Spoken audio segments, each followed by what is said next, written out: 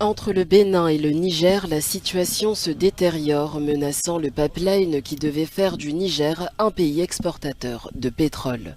Niamey envisage ainsi de transiter le pétrole par le Tchad et le Cameroun, une option que certains experts jugent complexe à mettre en œuvre. L'option de Tchad n'est pas une solution simple parce que elle veut dire elle sous-entend qu'on construit un nouveau pipe. Il faut trouver un investisseur. Est-ce que les Chinois qui ont déjà investi dans le pipeline vers le Bénin vont encore investir dans le pipeline sur le Tchad? Toutes ces questions-là ne sont pas réglées, à mon avis. Ce pipeline soutenu par la Chine relie le champ pétrolier d'Agadem au port de Cotonou.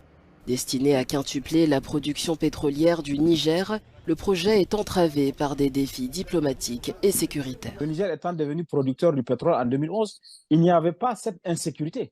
Et les Chinois avaient à cette époque mis assez d'argent pour construire la Soraz, qui est la société de raffinerie de Zander, qui est au centre du pays. Et du coup, eux, ils ont investi l'argent. Ils veulent récupérer d'abord leur argent, les investissements qu'ils ont faits. Ils ont investi aussi dans le pipeline. On parle de l'ordre d'investissement de l'ordre de 4 milliards de dollars. Donc, c'est de sommes importantes. Et pour les Chinois, il est important que l'exportation puisse continuer pour qu'ils puissent récupérer tous les investissements. Les enjeux économiques pour le Niger sont énormes, notamment après le coup d'État du 26 juillet 2023.